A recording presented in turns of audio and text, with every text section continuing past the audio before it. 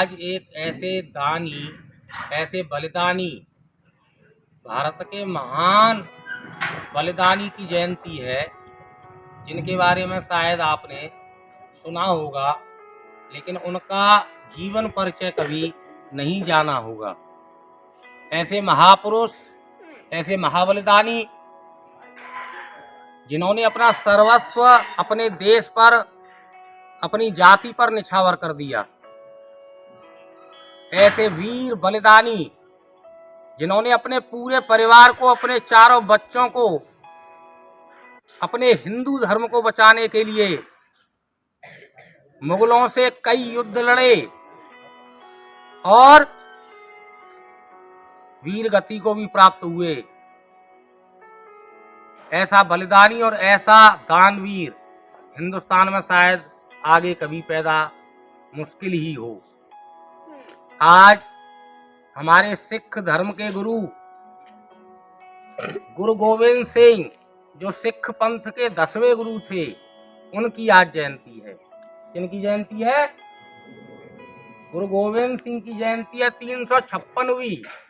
आप ये देख लीजिए कि आज हमें अपने परदादे और दादे और उनके नाम याद नहीं है, लेकिन 356 साल बाद भी हिंदुस्तान उनकी जयंती मना रहा है। अमर वो लोग होते हैं, अमर वो लोग होते हैं जो अच्छे काम करते हैं। अमर वो नहीं होते। मरना तो सबको है, मरना तो सबको है, लेकिन मरने से पहले कुछ अच्छा कर जाए तो हम अमर हो जाएंगे। क्या हो जाएंगे? आज अगर हमारे घरों से वीर सैनिक फौज में भी जाते हैं, कहीं जाते हैं, तो एक लालच होता है कि वहां नौकरी मिलेगी, पैसा मिलेगा। लेकिन ऐसे लोग हुए हिंदुस्तान में।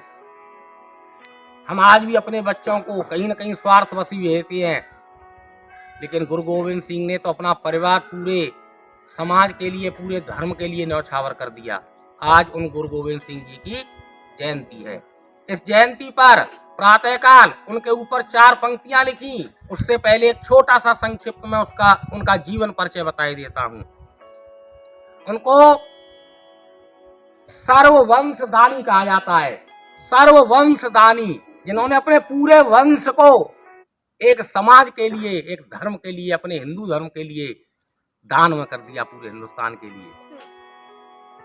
उनको संत सिपाही कहा जाता है, संत सिपाही। उनके दरबार में 52 कवि और लेखक बैठते थे। 52 कवि और लेखक बैठते थे, जो समय समय पर उनको मार्गदर्शन देते थे। इसलिए उनको संत सिपाही भी कहा जाता है। सिख धर्म के लिए 5 सिद्धांत बनाने वाले वो थे, इसलिए उनको पंच सिद्धांत का निर्माता भी कहा जाता है। क्या कहा जाता है? पंच सिद्धांत का निर्माता। और 5 सिद्धांत क्या थे? 5 सिद्धांत जिनको ककार भी बोला जाता है, यानी 5 सिद्धांत उनके: केस, कड़ा, कंघी, कृपाण और कच्छा। ये 5 सिद्धांत उन्होंने अपने धर्म के लिए, सिख धर्म के लिए बनाए कि ये 5 सिद्धांत सबको पालन करना होगा। इन चीजों का ये धारण करने होंगे तो सिख होगा। केस रखने होंगे, कंघी रखनी होगी और कृपाण रखना होगा, तलवार, कड़ा पहनना होगा, कच्छा धारण करना होगा सिख धर्म में। तो इसलिए वो पंच सिद्धांत के निर्माता भी कहलाए। एक कथा और है उनकी, पंच प्यारे कथा। उनके 5 लोग बहुत प्यारे थे, उनको पंच प्यारे के नाम से पुकारा गया। उन्होंने अपनी दरबारी और अपने प्यारे लोग, प्रियजन बुलाए एक दिन दरबार में। उन्होंने देखा कि इनमें से कौन मुझे अत्यधिक प्रेम करता है और कौन मर मिटने के लिए तैयार है। तो उन्होंने कहा मंच से कि भाई, कोई एक व्यक्ति आओ जिसका मुझे शीश चाहिए। उनमें से एक व्यक्ति उठा और गया। उन्होंने पर्दा डाला और खून से लथपथ तलवार बाहर आ गई। फिर उन्होंने कहा मुझे एक शीश और चाहिए। तो दूसरा व्यक्ति फिर उठा, मैं शीश दूंगा। दोबारा वो व्यक्ति गया, फिर तलवार लथपथ, फिर बाहर। तीसरा गया, चौथा गया, 5वां गया, और जब उन्होंने पर्दा उठाया तो पता चला 5 बकरियों के सिर कटे हुए हैं और वो 5 लोगों को बाहर लेके जीवित आए, इसलिए उनको पंच प्यारे का नाम दिया गया। किसका नाम दिया गया? ये इतिहास है जो मुगलों ने या कुछ लेखकों ने जो छिपा लिया, आप लोगों को नहीं पता। ये इतिहास हमें बताता है कि हमारे पूर्वजों ने हमारे लिए क्या क्या नहीं किया है। ये पंच प्यारे की कथा मैं संक्षिप्त में बोलूं तो उनका जन्म 1666 ईस्वी में पौष माह की सप्तमी को हुआ। ये सप्तमी है, शुक्ल पक्ष की सप्तमी। उनकी माँ का नाम गुजरी, वैसे 22 दिसंबर डेट फिक्स है उनकी, अंग्रेजी डेट। उनकी माता का नाम गुजरी और पिता का नाम गुरु तेग बहादुर जी। उन्होंने हिंदुस्तान को बचाने के लिए बहुत सारे युद्ध लड़े। पहला युद्ध उन्होंने 19 वर्ष की आयु में लड़ा,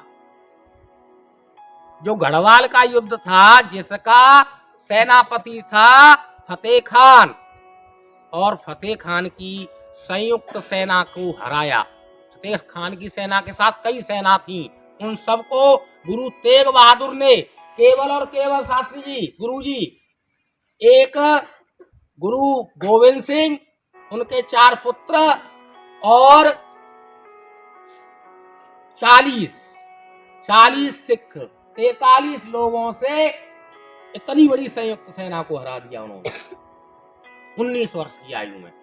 उनका तेज निराला था, उनकी योग्यता क्षमता निराली थी। उन्होंने 9 वर्ष के हुए, 9 वर्ष के होने पर ही वो सिख धर्म के 10वें गुरु बन गए। उनका तेज देखिए, 9 वर्ष के बालक को ये नहीं पता होता कि धर्म क्या है, और वो 10वें गुरु बन गए उसके। फिर एक उनकी 3 पत्नियां, जीतो, सुंदरी और साहिबा देवी।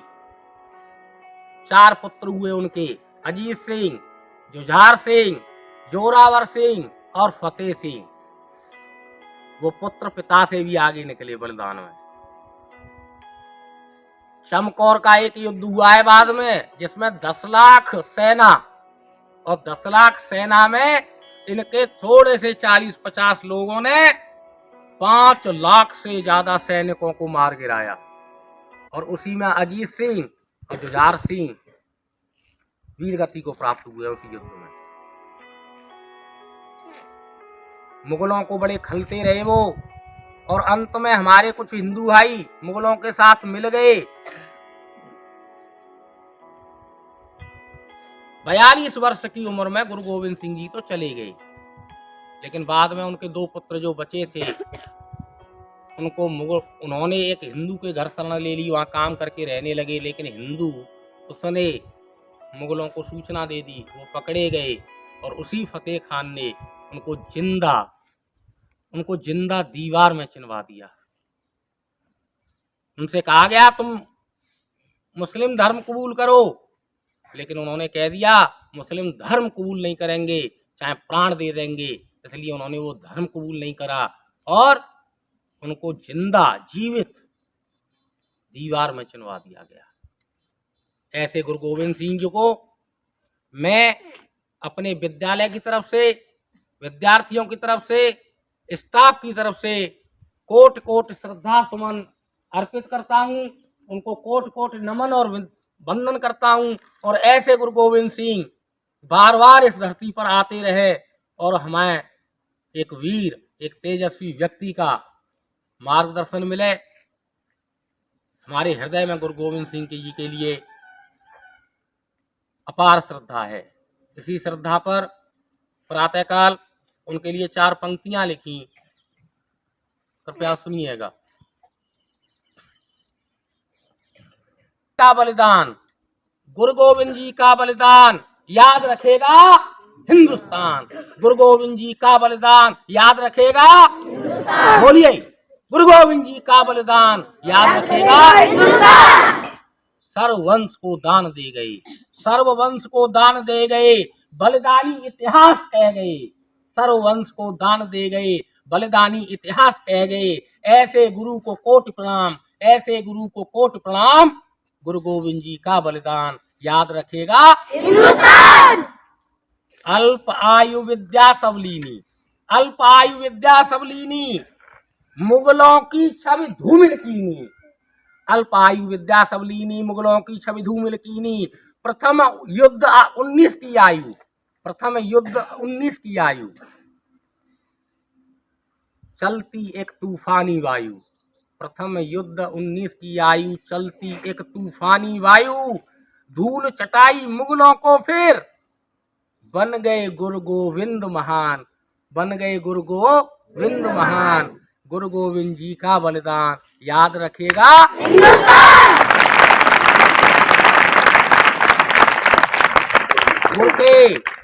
गुरु के 4 पूत घर आए, गुरु के 4 पूत घर आए, पिता से आगे वे चल धाये, पिता से आगे वे चल धाये। अजीत फतेह जोरावर जुझार, अजीत फतेह जोरावर जुझार, मर मिटने को सब तैयार, मर मिटने को सब तैयार। छोटी आयु, छोटी आयु बड़ी थी शान, छोटी आयु बड़ी थी शान। गुरु गोविंद जी का बलिदान याद रखेगा हिंदुस्तान। चमकौर युद्ध की बड़ी कहानी, चमकौर युद्ध की बड़ी कहानी, मुगलों के 10 लाख सेनानी, चमकौर युद्ध की बड़ी कहानी, मुगलों के 10 लाख सेनानी, उसके भी छक्के छुड़वाए, उसके भी छक्के छुड़वाए, आधे सैनिक मार गिराए, आधे सैनिक मार गिराए। इसी युद्ध में जुझार अजीत, इसी युद्ध में जुझार अजीत ने छोड़ दिए फिर अपने प्राण। गुरु गोविंद जी का बलिदान याद रखेगा हिंदुस्तान। फतेह जोरावर 2 बंदी बनवाए, फतेह जोरावर 2 बंदी बनवाए, इस्लाम कबूलो दबाव बनाए, इस्लाम कबूलो दबाव बनाए, इस्लाम कबूलो दबाव बनाए। दीवारों में, दीवारों में जिंदा चिनवाई, दीवारों में जिंदा चिनवाए। इस्लाम कबूला नहीं हरगिज उनने, इस्लाम कबूला नहीं हरगिज उनने, दीवारों में जिंदा चिनवाए। कैसे बखान करूं वाणी से, कैसे बखान करूं वाणी से, सर्वोपरि है उनका मान, सर्वोपरि है उनका मान। गुरु गोविंद जी का बलिदान याद रखेगा हिंदुस्तान। गुरु गोविंद जी का बलिदान याद रखेगा हिंदुस्तान। गुरु गोविंद जी को इन पंक्तियों के साथ कोटि कोटि प्रणाम, धन्यवाद।